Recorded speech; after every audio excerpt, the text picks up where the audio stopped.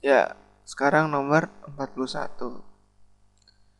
Ginjal memiliki komponen khas yang merupakan kombinasi vaskular dan tubular, yakni aparatus juxtaglomerular. Ini jadi info juga nih ntar. Ini info. Info penting buat soal ini. Komponen khas ini terdiri dari. Oke, penjelasannya dimulai aja nih ya. Jadi gua gambar dulu nih. Gambar glomerulus.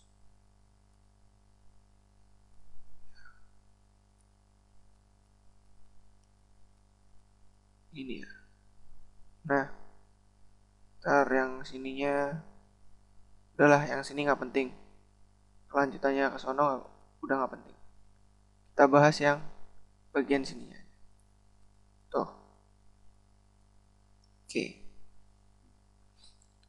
Jadi di sini ada bagian dari TKD. Ini TKD nih. TKD yang berkelok-kelok nanti dari sinilah daerah sini, ntar dia berkelok-kelok kembali lagi ke depan dan menjepit ini afferent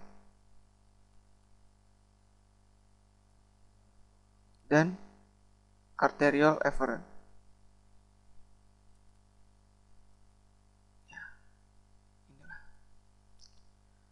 Jadi di antara TKD dan afferent serta efferent di sini nih.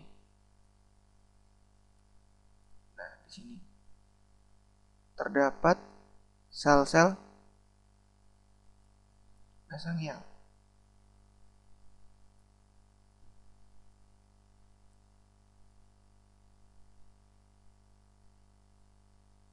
Nah, kalau yang di serat efferent ini nih, efferent dan efferent nih, terdapat epiteloid ya tepatnya. Ini diferensiasi epiteloid dari otot polos. Otot polos yang menyerupai epitel, kan epiteloid menyerupai. Ini ada epiteloid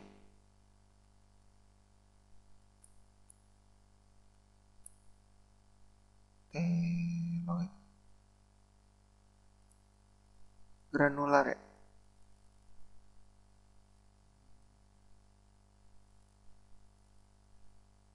Nah, di TKD ini ada makula densa ya. Inilah, ini ada makula densa. Oke, kalau mau jawab pertanyaan harus tahu soalnya dulu nih. Kombinasi vaskular. Vaskularnya berupa arterial, arterial afferent dan efferent. Kan? Di situ ada apa nih tadi? Sel epiteloid granular. Nah, kalau di tubularnya namanya aja apa coba? Tubulus contortus distal. Di situ terdapat sel makula densa. Ini ada makula densanya kan? Jadi aparatus juxtaglomerular adalah yang ini nih, sesuai.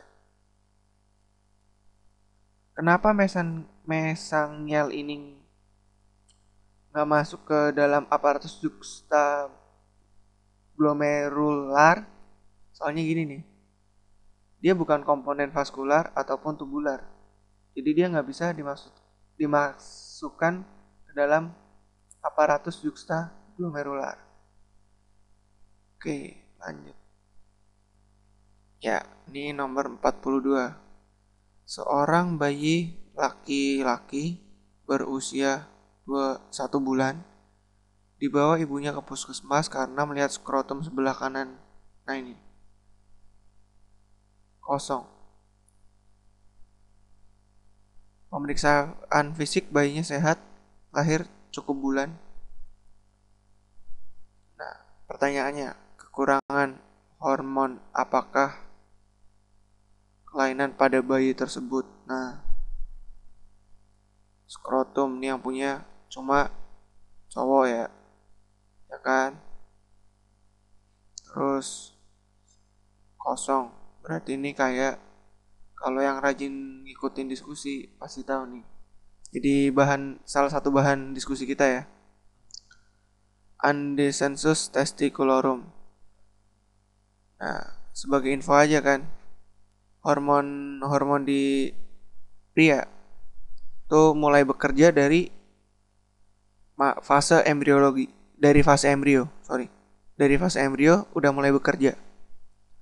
Dan yang ngebedain antara dia cowok ataupun cewek adalah gen SRY yang nantinya akan menghasilkan testosteron ini.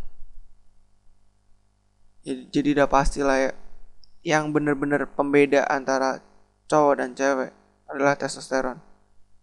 Jawabannya ini nih, testosteron. Tapi kenapa? Soalnya testosteron ini selain buat pembentukan genitalia eksterna pria, dia juga berpengaruh dalam penurunan testis dari cavum abdomen menuju ke skrotum. Ya jadi harus rajin-rajin diskusi biar tahu. Ini juga masuk ke soal. Lanjut. Ya, sekarang nomor 43. Seorang anak laki nih, laki berusia 35 tahun dah pacaran datang ke puskesmas dengan keluhan sudah 5 tahun menikah, ya itulah. Dokter menyarankan untuk memeriksa motilitas spermatozoanya. Di manakah spermatozoa mengalami peningkatan motilitas? Kuis nih. Ini pengetahuan umum aja sih, kalau mau dijelasin juga bingung juga ya mau jelasin gimana. Jawabannya ini nih. Kalau mau tahu urutannya, itu sih dengerin yang video penjelasan sebelumnya kan. Tuh ada tuh yang bahas dari di mana pembentukan pembentukan sperma, terus hingga keluar ke dunia luar, ya kan? Tuh dengerin tuh, yang kata-katanya kabuk itu, yang sensi banget tuh sama gue ya. Dia didengerin tuh, dia ada benernya juga kan. Oke, ya jadi ini soal bonus. Terima kasih lagi ke ini nih. Oke, bagian histologi dan biologi molekuler. Ya, masuk ke nomor 44. Hormon yang terbanyak dihasilkan oleh hipotalamus pada waktu pubertas pria. Oke, ini soal kelihatannya simpel, cuma hati-hati nih. Ini benar-benar kata-kata yang menjebak. Kenapa menjebak? Oke, gue jelasin dulu ya. Gue jelasin dikit nih. Jadi pertama, di hipotalamus nih.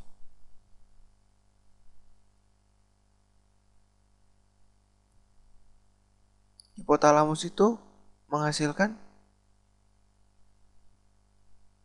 GnRH, gonadotropin releasing hormone.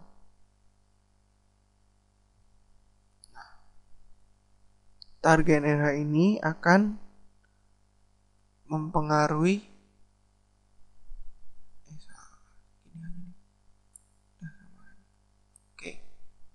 hipofisis anterior.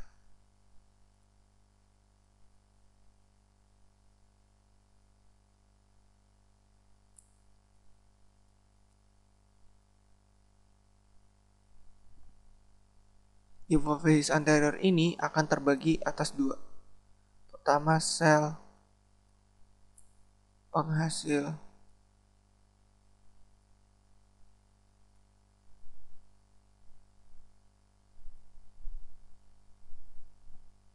FSH dan sel penghasil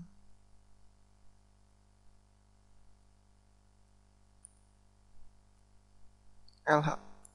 Oke. Ini di hipofisis anterior. Sel target yang akan dituju GNRH ada dua, yaitu sel penghasil FSH dan LH. Sesuai namanya aja, ini akan menghasilkan FSH. Yang ini LH. FSH ini dia akan bekerja di sel-sel tori.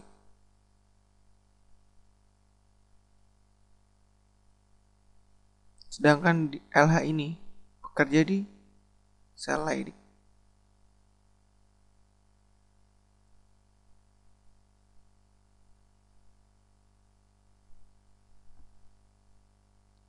Nah, kedua sel ini akan menghasilkan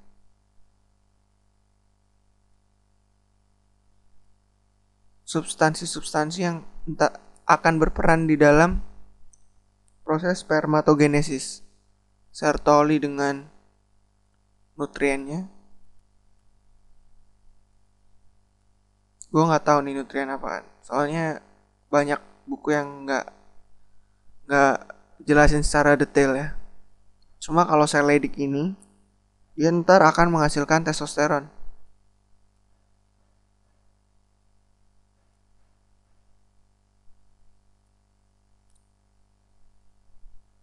Testosteron ini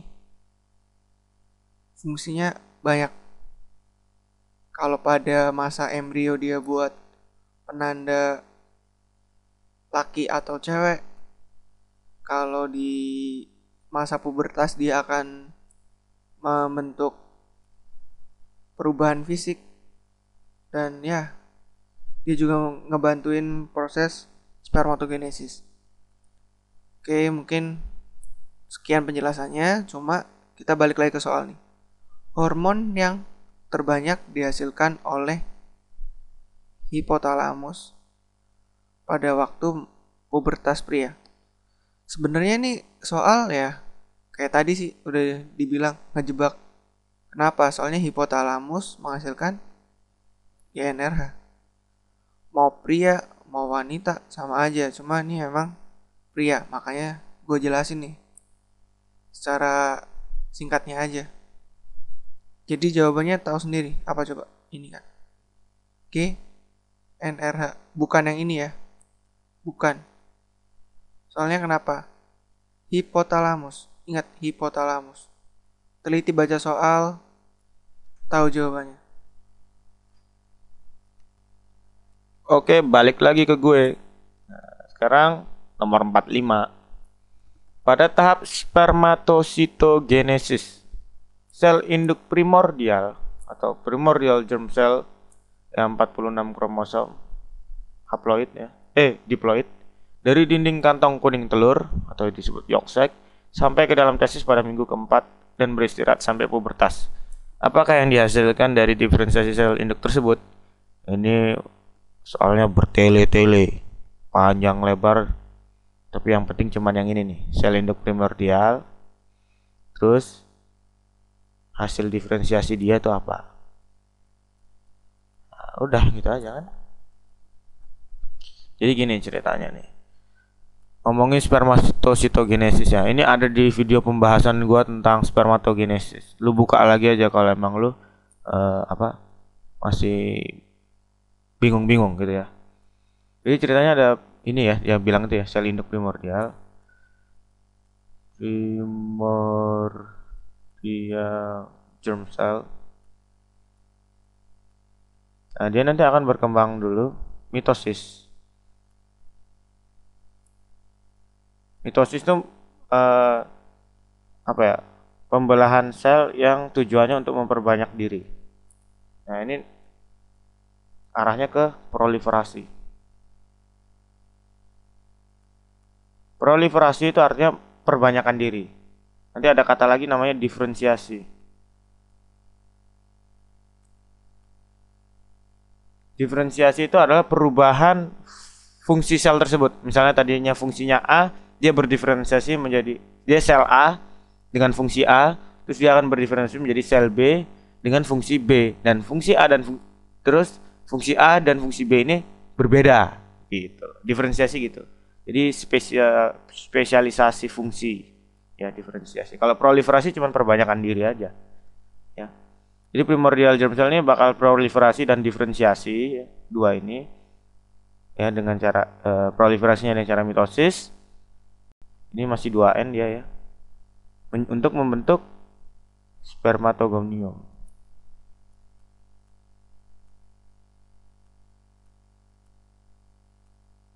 A dulu ya, spermatogonium A.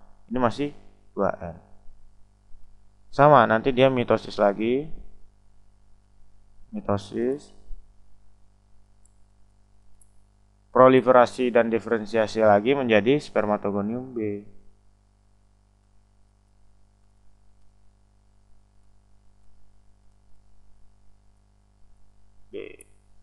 Dari spermatogonium B ini baru dia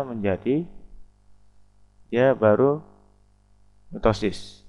Mitosis lagi. Sorry, sama ya. Mitosis juga, terus proliferasi dan diferensiasi lagi untuk menjadi spermatosit primer.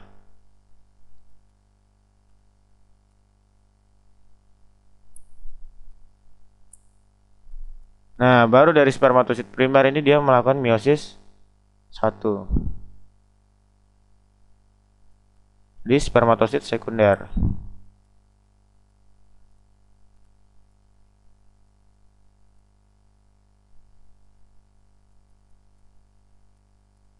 Nah, ini kan tadi 2N, ini juga 2N kan mitosis. Kalau mitosis pasti 2N.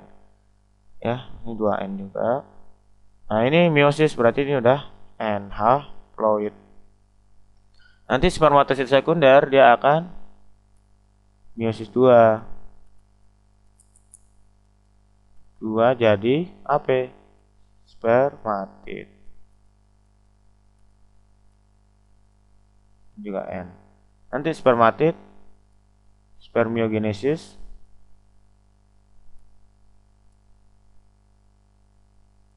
menjadi apa? Spermatozoa.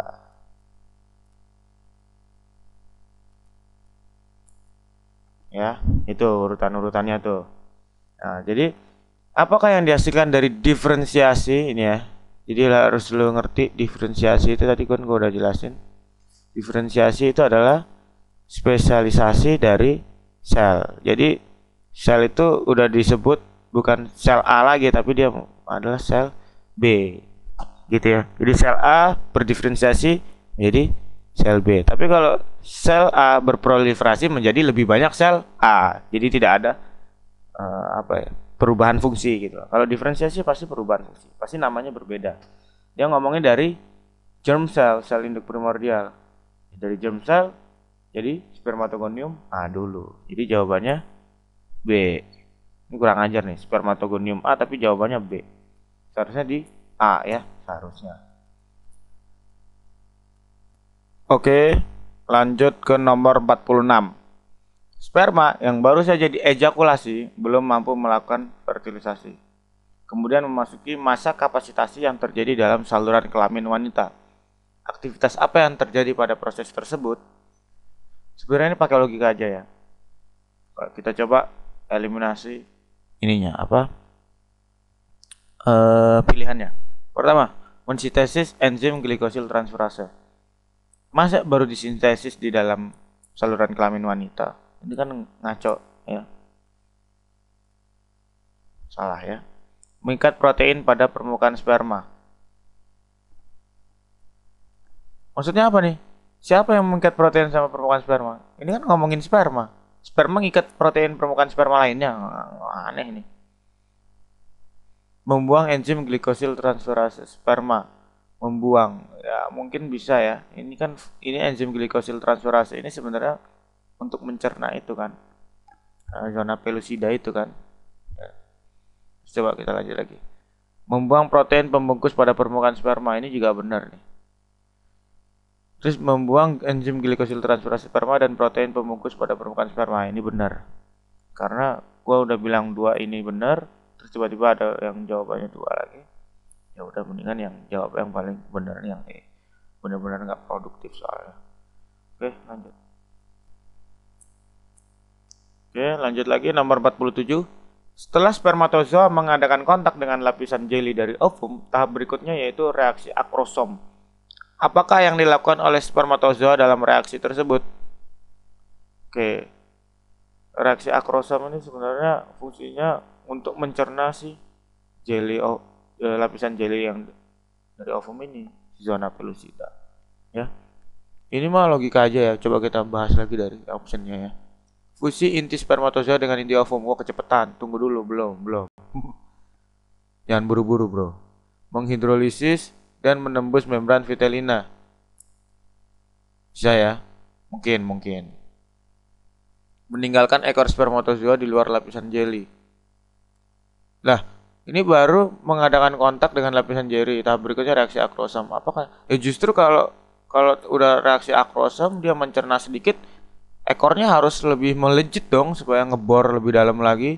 Ini masa ditinggalin ini? Wah, gak tanggung jawab nih ekornya, nggak bisa. Fusi antara membran akrosom dengan membran ovum. Bukan membran akrosom, membran sel sperma ya.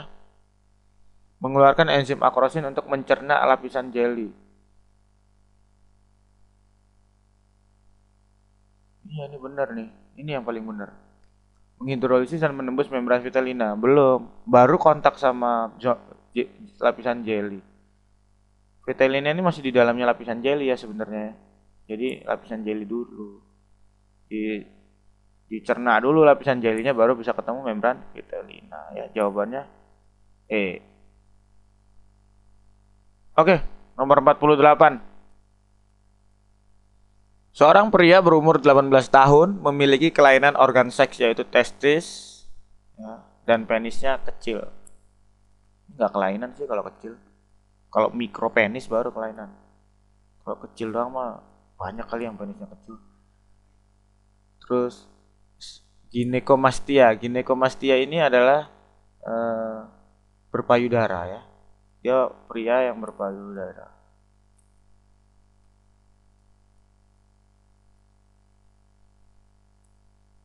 Oke. Dari hasil pemeriksaan ternyata diperoleh kromosomnya ada 47. Wah, ketambahan 1. Lucu.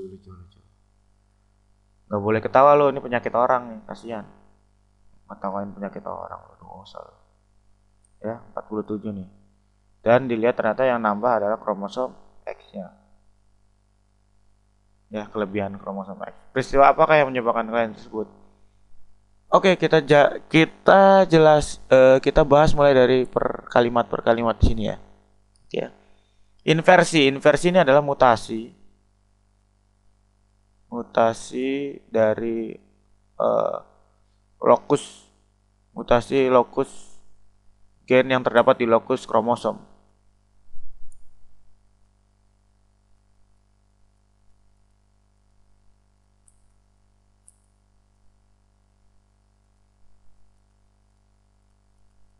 Sedangkan mutasi yang kita sedang bahas ini yaitu sindroma Klinefelter ya XXY ini bukan masalah mutasi yang ada di dalam lokus kromosom, tapi mutasi yang terjadi karena penambahan jumlah kromosom ekstra gitu loh. Ini kalau di lokus nggak beda, bukan ini ya. Ini poliploidi, ini sebenarnya salah satu definisinya adalah poliploidi itu maksudnya kromosomnya itu lebih dari normal, itu namanya poliploidi, kelebihan. Nah, sindroma Klinefelter yang XXY ini termasuk poliploidi gitu. Tapi poliploidi bukan sebab dari sindroma Klinefelter ini, bukan. Tapi sindroma Klinefelter termasuk poliploidi. Poliploidi itu maksudnya kromosomnya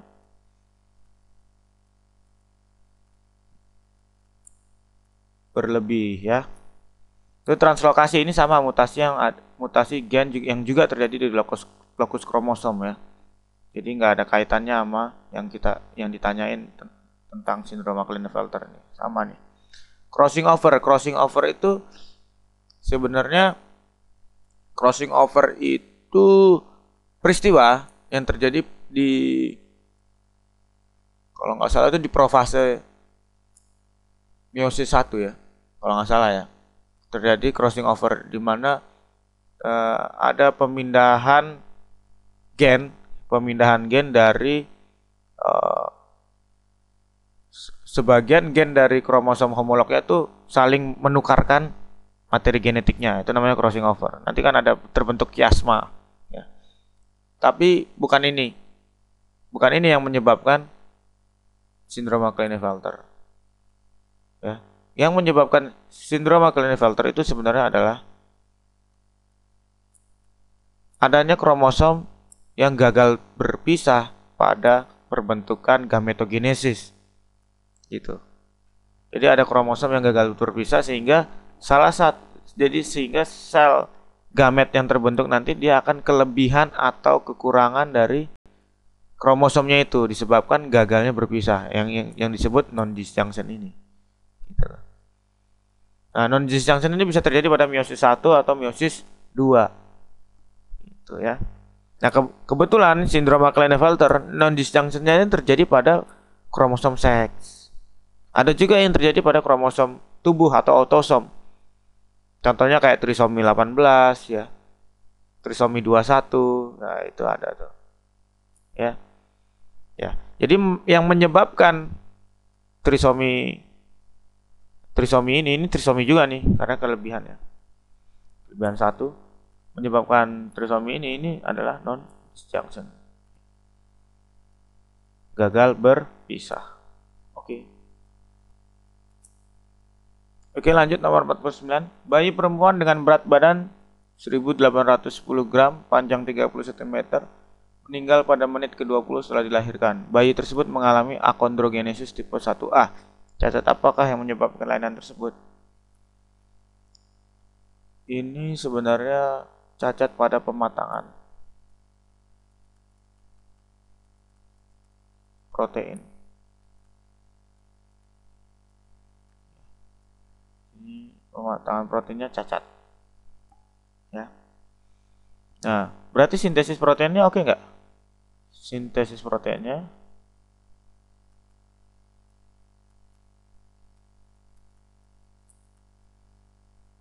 keganggu nggak sintesis proteinnya? Enggak, pematangannya aja yang keganggu.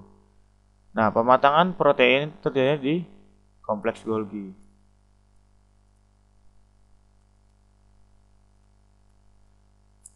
Sedangkan sintesis protein terjadinya pasti di mana? Pasti tahu lah lo ya, ribosom. Nah, jadi protein yang barusan disintesis oleh ribosom ya, yang ditranslasi itu nanti dia akan menjadi protein yang belum matang. Nah, ini namanya prekursor protein fungsional.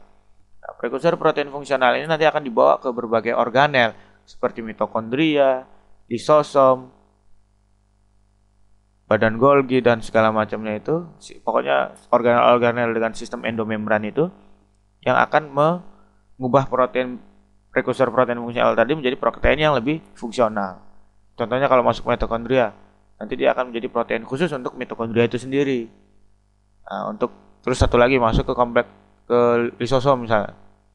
Berarti protein-protein tadi akan dirubah menjadi enzim-enzim hidrolitik yang fungsi dan itu sesuai dengan fungsi organel lisosom itu tadi. Dan yang terakhir misalnya masuk ke Golgi. Nah, protein-protein prekursor protein fungsional tadi itu nanti akan dirubah oleh badan Golgi menjadi enzim khusus untuk hidrolisis lisosom itu tadi. Terus enzim-enzim untuk aktivitas sel itu sendiri ya, atau enzim-enzim untuk apa? Aktivitas di luar sel atau untuk tubuh gitu ya, di luar tubuh, di luar sel. Atau bisa juga Golgi akan mengubah protein prekursor tadi menjadi hormon. Nggak harus enzim. Oke ya. Jadi ini yang rusaknya cuma di pematangan protein. Asal lo tahu kolagen yang membentuk eh, matriks ekstraseluler hampir seluruh tubuh lo itu merupakan protein.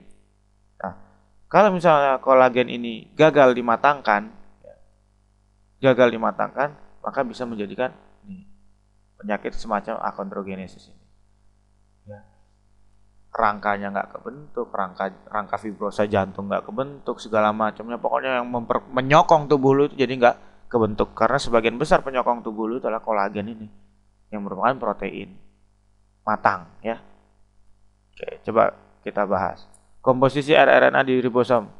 Nggak cacat ya, ribosomnya oke aja kan, sintesis proteinnya mah oke. Membran luar mitokondria. Membran luar mitokondria ini sebenarnya buat apa sih? Untuk dekarboksilasi oksidatif kan, nggak ada kaitannya. Enzim hidrolisis pada lisosom. Tadi emang gue sempat ngobrol tentang enzim hidrolisis pada lisosom, tapi sebenarnya bukan di sini ya, bukan di sini cacatnya kalau achondrogenesis ya. Salah. Mikrotubula pada badan Golgi. Ya, ini benar nih. Jadi Golgi itu sebenarnya adalah suatu organel dengan sistem endomembran. Di mana di dalamnya juga dia terdapat mikrotubulus sebagai rangka si aparatus Golgi ini sendiri. Kalau misalnya mikrotubulanya rusak atau cacat, ya Golginya juga cacat, sehingga proses pematangan protein juga akan terganggu.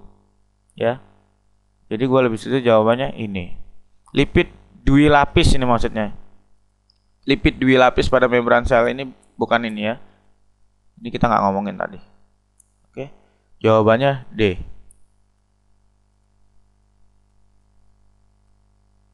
Lanjut ya, nomor 50 sekarang. Seorang pasien yang mengalami distrofi otot ya. Hasil pemeriksaan menunjukkan ada kelainan gen POMGNT1. Wah, apa tuh? Yang menyebabkan defisiensi enzim glikosilasi. Defisiensi enzim tersebut menyebabkan kelainan struktur organel sel. Organel sel apa yang dimaksud? Ini kalau emang lu nggak tahu nih, nggak memperhatikan kuliah Dr. Edi, lu nggak bakal bisa jawab. Pak Edi, lu nggak bakal bisa jawab ini. Ya. Gen POMGNT1 ini sebenarnya ada gen yang mengkode protein transmembran yang ada protein transmembrannya. Jadi gen POMGNT1 ini salah satu gen yang mengkode protein transmembran.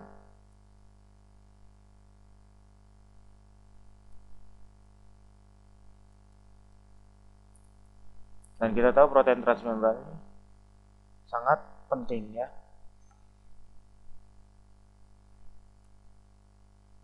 Nah, jadi apa efeknya kalau memang kelainan ini? Jadi nanti ada protein transmembran, gua nggak tahu, lupa namanya. Pokoknya ada semacam itu. Nanti dia akan yang normal yang seharusnya diglikosilasi normal. Tapi dalam keadaan ini dia tidak diglikosilasi sehingga ada kelainan. Nah, organel apa yang dimaksud? Karena gue tadi ngomong membran, berarti kita jawabannya membran sel ya. Jawabannya. Oke, nomor 51. Cacat genetik yang menyebabkan defisiensi siturkom C oksidase menyebabkan gangguan transfer elektron ya, transfer elektron dari sitokrom C ke molekul O2. Defisiensi enzim tersebut mengakibatkan penyakit rantai pernafasan yang melibatkan membran organel sel. Organel sel apakah yang dimaksud? Ya udahlah, lu tahu kan rantai pernafasan terjadi di mana? Mitokondria. Ya udah, jawabannya apa? Mitokondria ya, jawabannya selesai. Oke, lanjut lagi nomor 52. Bayi penderita mikrosefali dan retardasi mental akibat kelainan organel sel yang memproduksi mikrotubula. sebagai komponen sitoskeleton. Organel apa yang dimaksud? Mikrotubula. Ini terdapat dari mana? Terdapat di mana mikrotubula? Masih ingat triplet? 9 triplet itu terdiri dari satu tripletnya itu 3 mikrotubulus. Ingat organel apa? Ya, jawab. Sentriol ya.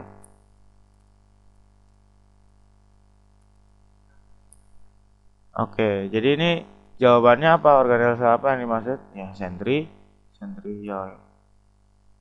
Ya. Oke, lanjut.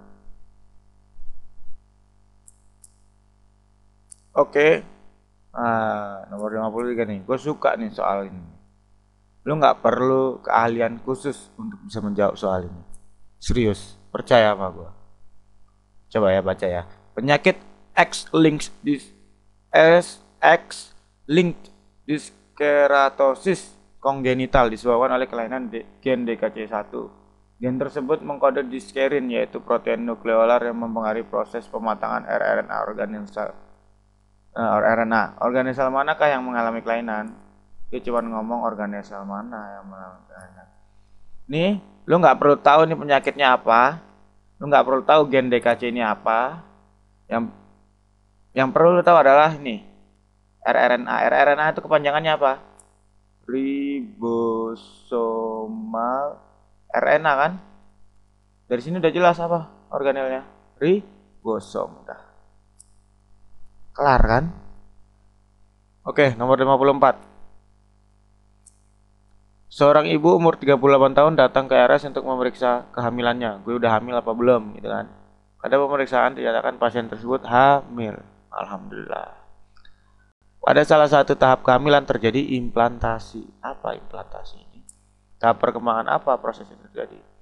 Implantasi itu penanaman.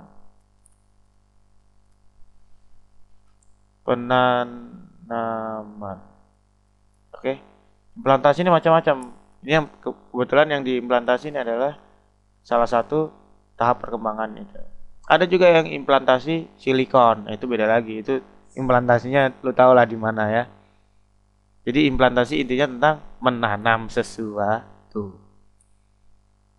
Nah, ini perkembangan embrional ya. Zigot, morula, blastokista, 12 tomer, 14 tomer. Gue jelasin aja mulai dari zigot aja ya. Gue mulai dari ovum deh. Oosit sekunder nanti kan divertilisasi sama sperma kan, terus menghasilkan zigot kan.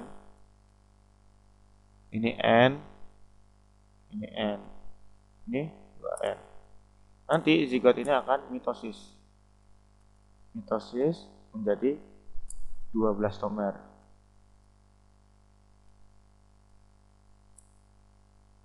Nah, maksudnya jadi yang namanya zigot itu nanti dia akan mitosis kan menjadi 2 sel. Nah, karena ini hasil pembelahan dari zigot, kita nyebutnya bukan sel, tapi blastomer gitu. Paham ya? Nanti ini terus akan melakukan mitosis terus jadi 14 tomer. Terus jadi 18 tomer. Terjadi 16 blastomer. Nah, 16 blastomer ini disebut fase morula.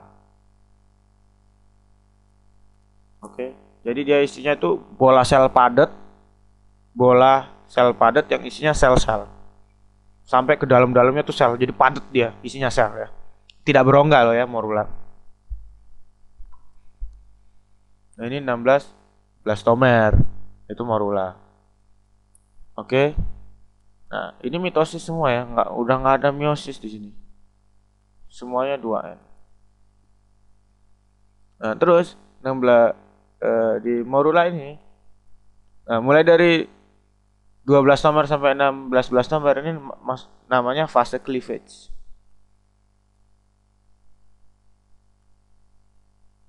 Atau penyibakan bahasa Indonesianya sih. Oke. Nah, itu jadi membelah. sampai 16 blastomer ya. Nanti di dalam sebenarnya nggak padat-padat juga ya. Ada ruangan-ruangan kecil yang disebut ruang segmentasi. Nah, ruang-ruang segmentasi ini akan bergabung membentuk blastosol. Dimana kalau kita lihat nanti yang namanya blastosol tuh kayak gini ya. Gua gambarin salah. Nah, ini fase yang namanya blastula sebenarnya.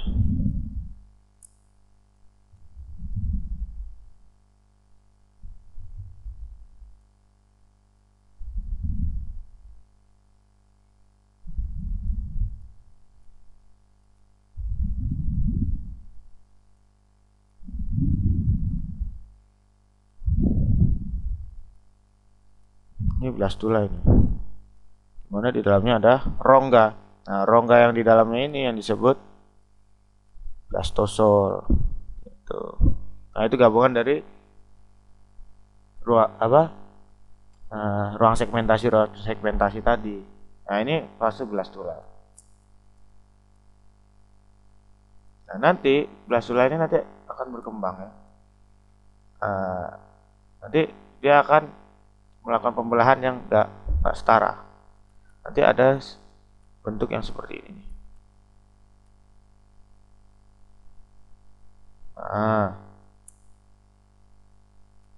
Nah, ini namanya inner cell mass.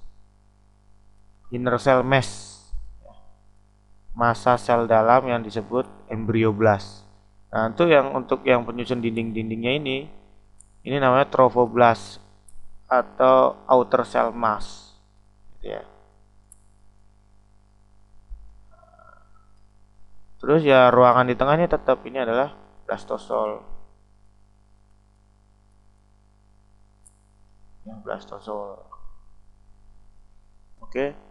Nah, pada saat ini disebut blastokista.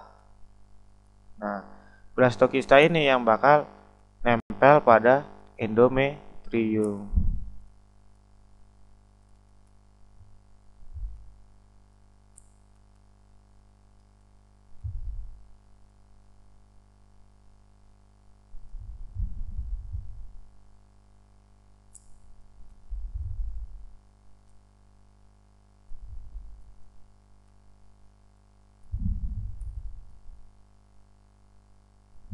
Nempel pada endometrium, nanti dia nempelnya di sebelah sini nih, si blastokista tadi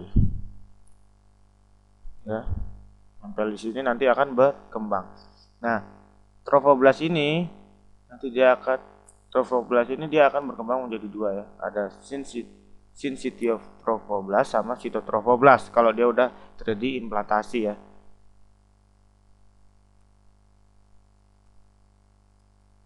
Syncytial trophoblast sama cytotrophoblast.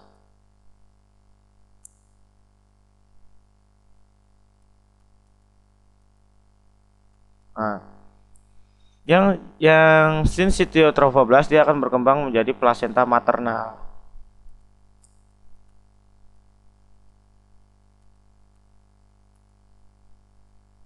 Sedangkan yang cytotrophoblast dia akan menjadi plasenta fetal ya. Plasenta fetal ini yang kita sebut chorion. Nah, inner cell mass yang gue bilang tadi atau embryoblast dia juga akan berkembang menjadi apa? Dia akan berkembang menjadi epiblast dan hipoblast. Ya. Nah, yang epiblast ini yang dia berkembang menjadi amnion. Sedangkan hipoblast dia akan berkembang menjadi kantong kuning telur, yolk sac. Oke. Nah, udah sampai situ dulu dah, nanti gua lanjutin lagi penjelasannya ya. Karena dia cuma nanya pada implantasi tahap perkembangannya apa. Tadi apa gue bilang? Waktu blastokista ya. Jawabannya C. Kalau di zigot belum ya. Morula juga belum. 12 nomor apa lagi? 14 nomor apa lagi? Jawabannya C. Oke, lanjut lagi ya. Sekarang nomor 55. Pasangan suami istri yaitu Tuan Y dan Tuan X. Oke, keren juga ya, Tuan Y, Nyonya X. Pasangan suami istri yaitu Tuan Y dan Nyonya X setelah menikah segera memperoleh keturunan. Pasangan terus digolongkan sebagai pasangan fertil. Apa yang dijadikan dasar penggolongan tersebut? Ya, ini logika aja ya. Spermatogenesis Tuan Y normal, bisa ya. Oogenesis Nyonya X normal. Oke, bisa. Tuan Y tidak mengalami disfungsi ereksi, bisa. Nyonya X tidak membentuk antibodi terhadap sperma Tuan Y, bisa. Pasangan Tuan Y dan Nyonya X memperoleh keturunan kurang dari 1 tahun, bisa. Ini semua menunjukkan fertilitas, ya kan? Tapi dalam dalam modul OGR, yang modul OGR, konsep fertil itu adalah pasangan suami istri bisa memperoleh keturunan dalam frekuensi koitus yang teratur kurang dari 1 tahun. Ini yang benar. Ya, guru SMA gua tuh ada tuh, guru fisika gua, dia baru nikah men, baru nikah sebentar, beberapa bulan men, langsung jebol istrinya hamil. Hebat banget spermanya, berarti emang dia bener-bener fertilitas dia tuh, luar biasa. Gue salut sama dia. Oke, jawabannya E ya. Oke, nomor 56. Pasangan suami istri atau pasutri sudah menikah 2 tahun, tetapi belum dikaruniai keturunan. Dari hasil analisis semen, ya ini tolong ngomongnya semen ya. Kadang-kadang gue dengar ada ngomongnya semen. Semen bukan yang buat bangun rumah ya. Gue gak ngerti, semen lu semprotin ke dalam vagina. Mau bangun rumah dalam vagina gitu. Ini kan gila juga sebenarnya. Semen ya bacanya ya. Diketahui bahwa suami tersebut fertil. Fertil artinya apa? Nggak mandul ya, tidak mandul. Itu fertil. Manakah yang dijadikan dasar untuk mengambil kesimpulan terhadap suami tersebut? Ini gue nggak ngerti nih. Suaminya sih fertil, tapi udah menikah 2 tahun belum dikaruniai keturunan. Jangan-jangan suaminya kerja di laut nih, jarang pulang. Ya, berarti istrinya emang setia. Coba kalau istrinya nggak setia, sudah menikah 2 tahun, pasti dikaruniai keturunan. Padahal suaminya di laut. Ya. Tahu deh itu keturunan siapa ya. Coba lu pikir aja sendiri. Bisa jadi kan. Jarang dibelai istrinya, jadi butuh belayan tetangga. Atau enggak sahabat SMA dulu kan. Siapa tahu. Tapi udah terlalu meluas ya pembahasannya. Oke. Jadi gini, normalnya sperma itu dalam ejakulat itu normalnya ada berapa sih? Berapa volumenya? Normalnya ada 2 ml, benar ya. Nah, ini harus ada 40 juta sperma. Otomatis tiap 1 mililiternya harus ada 20 juta. 20 juta sperma. Nah, jadi dari sini lu udah dapat konsep ya. Syarat seorang pria itu jantan atau fertil itu harus minimal dia punya 20 juta sperma tiap 1 mililiter ejakulatnya yang dia kecerotkan itu. Oke, coba kita lihat. Volume ejakulat 1 mililiter, 1 mililiter. Jumlah sperma 1 juta. Wah, ini bukan jantan ini. Ini namanya loyo ini ya. Salah ini ya. Kasihan. ejakulat 1 ml dengan jumlah sperma 10 juta. Setengahnya dikit lagi ya, close enough. Belum akhirnya tapi ya. Bisa pakai teknik apa tuh? In vitro fertilization. Ada tuh IVF. Bisa dibantu ya orang-orang ini ya. Tapi mahal ya teman. Tahu minta bantuan siapa? Dokter Edi ya. Lanjut. Volume ejakulat 1,5 ml dalam jumlah spermanya 10 juta mililiter. Ini gini, 1,5 10 juta. Seharusnya 1,5 nya berapa? 30 juta ya. 1,5 seharusnya 30 juta. Benar nggak gue? Tapi ini cuma 10 juta. Berarti ini salah ya. Hitung-hitungan matematika aja. Volume 2 ml, 2 ml seharusnya 40 juta. Ini 15, keterlaluan. Berarti cuma ada satu jawaban. Ini kalau kita bahas, gue takutnya nggak bakal jadi jawaban. Jadi langsung aja pilih ya. Oke. Selesai. Oke, nomor 57. Berdasarkan hasil analisis semen, diketahui bahwa seorang pria dalam nomenklatur variabel semen termasuk teratozospermia. Apakah yang nampak pada mikroskop saat pemeriksaan tersebut? Oke, ini ngomongin nomenklatur variabel semen ya.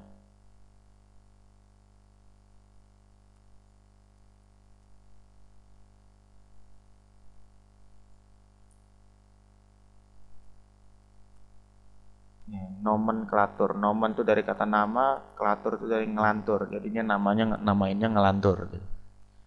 Enggak ya sebenarnya. Jadi nomenklatur sebenarnya tata nama variabel, tata nama untuk menentukan semen ini termasuk golongan apa gitu. Jadi penamaan jenis-jenis semen gitu. Nah, di sini ada yang namanya normozospermia.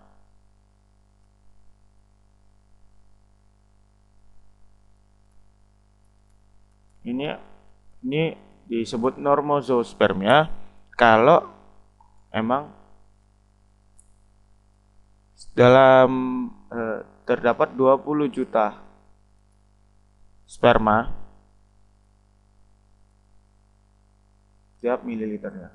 Namanya juga normo itu dari kata normal, zoospermia ya.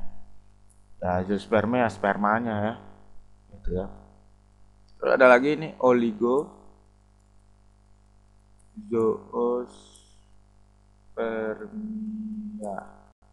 Nah, ini adalah kalau kurang dari 50% sperma yang ada itu bergerak.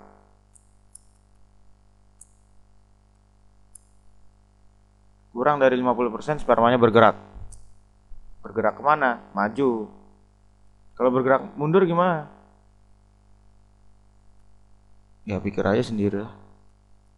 25% atau 25% bergerak maju dengan cepat dalam 60 menit ya. Bergerak maju dengan cepat dalam 60 menit. Kayak pertanyaan teman gua nih. 1 jam berapa? 60 menit. Berarti 60 menit 1 jam maksudnya ya. 1 jam. Jadi gitu. Jadi kalau pas dilihat ternyata 50% dari sperma yang ada atau sekitar 10 juta sperma ya misalnya ya. Dan normozospermia jumlahnya normal, tapi pas dilihat cuma 10 juta yang bergerak maju. Oh, berarti dia termasuk oligozospermia ya. Terus pas dilihat cuma kurang dari 25% yang bergerak maju dengan cepat dalam 1 jam. Oh, berarti dia juga oligozospermia. Gitu ya. Terus ada namanya teratozospermia.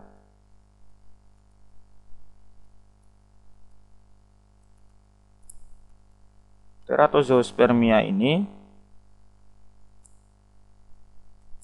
oh sorry ya, ini bukan oligozospermia nih. Sorry. Ini Asthenozoospermia. Sorry ya.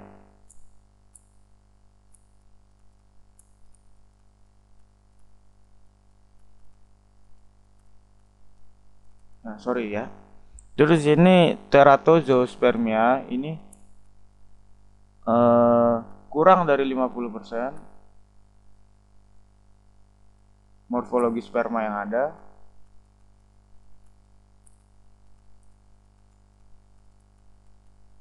Normal. Contohnya kayak pala spermanya ada 2 gitu loh. Atau enggak ekornya pendek gitu. Itu termasuk Teratozoospermia. Ini ya. Oke, terus Oligozoospermia itu dia kurang dari 20 juta maksudnya yang tadi yang gua salah sebut tadi. Oligozoospermia itu jumlah spermanya itu kurang dari 20 juta ya, bukan kurang dari sama dengan kurang dari 20 juta. Karena 20 juta aja masih termasuk normozoospermia.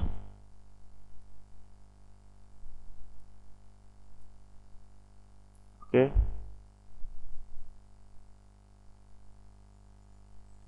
Oke, lanjut lagi. Nah, terus ada juga namanya azoospermia.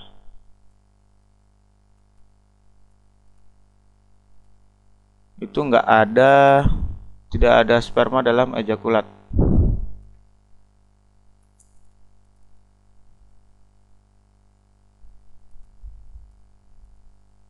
Ya. Terus ada lagi aspermia. Itu dia tidak bisa mengeluarkan sperma. Nah, ini kalau katanya Pak Edi yang sampai mertuanya bantuin nggak keluar itu kan. Nah, itu karena tidak ada ejakulat.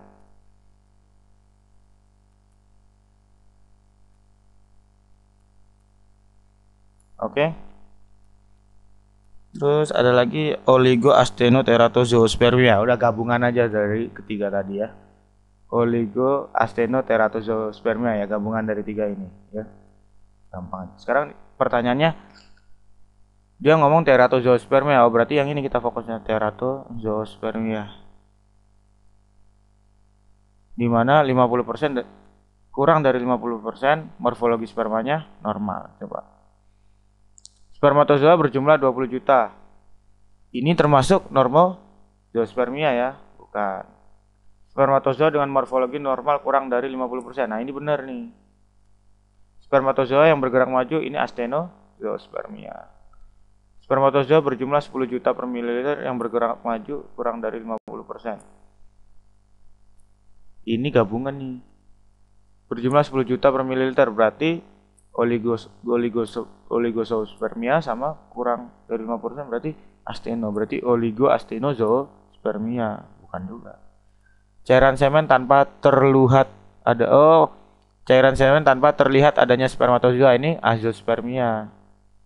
Bukan. Jadi jawabannya B ya. Yes. Oke. Nomor 58. Pasangan suami istri atau pasutri menikah 3 tahun yang lalu, tetapi belum memperoleh keturunan. Belum maksudnya. Pasangan tersebut memutuskan untuk mengikuti program intrauterine insemination pada bimbel GO. Syarat apakah yang harus dipenuhi oleh pihak suami? Wah, ada syaratnya nih. IPK minimal berapa gitu ya. Atau TOEFL minimal 450 gitu. Enggak ya, bukan itu syaratnya. Syaratnya nih. Mana yang benar nih dari syarat-syarat ini ya? Oke, coba kita lihat. Bentuk spermatozoa normal. Oh, benar itu syaratnya itu. Motilitas rendah. Ya, yang dicari motilitas rendah. Kalau emang ada motilitas yang tinggi, kenapa nggak yang itu aja? Ini idiot banget kalau syaratnya seperti ini ya. Bentuk spermatozoa tidak normal. Ini goblok, ngapain dipilih kalau spermatozoa yang nggak normal? Udah salah. Bentuk spermatozoa normal, oke. Motilitas sedang. Kalau ada yang tinggi, kenapa enggak? Gitu ya. Ini konsep ekonomi, men. Ya. Konsep ergonomis, efisiensi. Ya. Gua nggak ngerti sih sebenarnya soal ekonomi, gua asal ngomong. Pokoknya intinya yang paling terbaik lah gitu ya. Bentuk spermatozoa normal, oke normal. Motilitas tinggi. Nah, ini yang gua cari-cari dari tadi kan. Kenapa baru keluar sekarang kan? Itu spermatozoa abnormal. Abnormal apa sih? Nggak normal. Mentang-mentang ini istilah kedokteran terus lu pilih wah kayaknya yang ini jawabannya, wah lu kacau ya. Ini tidak bergerak lagi, aduh. Dipakai. Sperma nggak bisa gerak dipakai. Nah ya jawabannya D. Oke. Ya oke nomor 9. 59. Perhatikan pernyataan berikut ini. Satu, gamet atau gamet itu bisa telur atau sperma ya. Intrafallopian transfer. 2, embrio transfer. 3, intrasitoplasm sperm injection. 4, zygote intrafallopian transfer. 5, intrauterine insemination. Tindakan manakah yang termasuk in vitro fertilization? Oke. Kita mainan terminologi. In itu artinya di dalam. In kan masuk kan, dalam. Vitro itu artinya tabung.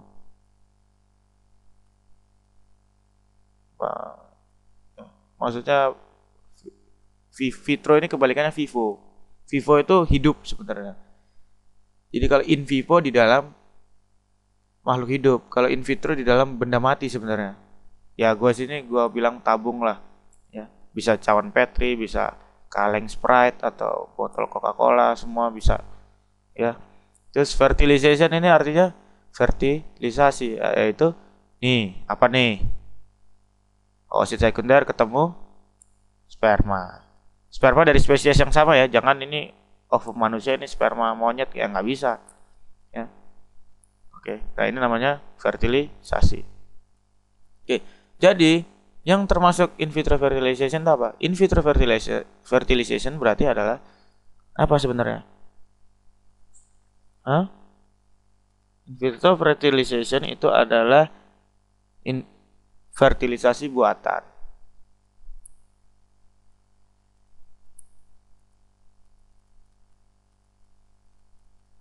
In vitro fertilization itu definisinya sebenarnya fertilisasi buatan ya. Oke. Jadi memang dia fertilisasinya terjadi di luar tubuh si induk gitu. Bisa tadi yang gue bilang cawan Petri, tabung reaksi, botol Coca-Cola ya. Atau kaleng minuman bekas ya. Gitu ya. Pokoknya yang serta bentuknya tabung lah. Coba lu perhatiin tuba fallopi itu bentuknya kayak gimana? Tabung juga kan? Ya kan? Intinya tabung. Sekarang, nah ini yang termasuk IVF ini apa? Oke, pertama kita baca dulu. Gamet intrafallopian transfer. Berarti gametnya ditransfer ke dalam tuba fallopi. Tapi ini di dalam tubuh hidup in vivo, bukan in vitro. Ini salah ya. Nah, terus embrio transfer ini benar. Jadi udah ada fertilisasi di luar, baru embrionya yang ditransfer ke dalam uterus. Ini benar nih. Intrasitoplasm sperm injection ini caranya gimana? Jadi oosit sekunder itu sel telur diangkat, diambil dari si ibu, terus dipertemukan sama disuntikkan, diinjeksikan ke dalamnya suatu sperma dengan suntikan khusus. Itu yang kalau kata dokter Edi itu, kalau kata Pak Edi itu kuliah di Belanda 6 tahun cuma bikin suntikan khusus ini. Gile ya. Nah ini juga termasuk in vitro fertilization. Terus zygote intrafallopian transfer. Nah ini udah jadi zygote ditransfer ke tuba fallopi. Ini sama in vitro fertilization. Terus intrauterine insemination. Intrauterine insemination ini adalah prosedur yang selalu dilakukan sebelum melakukan IVF ya, in vitro fertilization. Jadi jawabannya adalah 2, 3, 4 dan 5. Ya. Oke, lanjut nomor 60. Wah, udah gak kerasa ya udah nomor 60. Perhatikan pernyataan berikut ini. Koleksi ovum dari ovarium sebenarnya ya. Ovariumnya masih dikoleksi, diangkat gitu. Menjerit-jerit ntar yang punya ovarium. koleksi sperma dari jaringan testis atau epididymis, transfer embrio ke dalam uterus. Oke. Fertilisasi menurut prosedur laboratorium, penggolongan kadar hormon setelah kehamilan. Urutan langkah manakah dalam fertilisasi in vitro? Jadi IVF ini, in vitro fertilization, itu sebenarnya urutannya ini, cuman masih acak-acakan. Kita suruh ngurutin gitu. Gampang ya. Coba. Kira-kira mau ngoleksi dari bokapnya dulu apa nyokapnya dulu nih? Kalau kita lihat di sini mayoritas satu ya. Berarti koleksi dari nyokap dulu. Ini satu ya. Terus kedua koleksi sperma dari jaringan testis atau epididymis. Ya, ini yang kedua. Habis gitu fertilisasinya menurut prosedur laboratorium. Ya kan? Terus transfer embrio ke dalam uterus, ini yang keempat. Baru yang terakhir pengolahan kadar hormon setelah kehamilan. Yang terakhir. Oke, jawab. Sekarang 1, 2. 1, 2, oke ya. Terus 4. 1, 2, 4. Oh, ini ada nih. 1, 2, 4. Sorry ya, penjelasan gue kayaknya nggak berkualitas nih. Soalnya emang soalnya juga kayak gini gitu loh. Ya kayak penjelasan gue kayak apa? Mas-mas GO lah. Ya. Mas-mas Ganesha Operation. Ya. Sorry, penjelasan gua nggak berkualitas. Emang soalnya kayak gini kurang menantang emang. Gua rasa nggak usah gua bikin videonya juga lu udah tahu ya. Oke.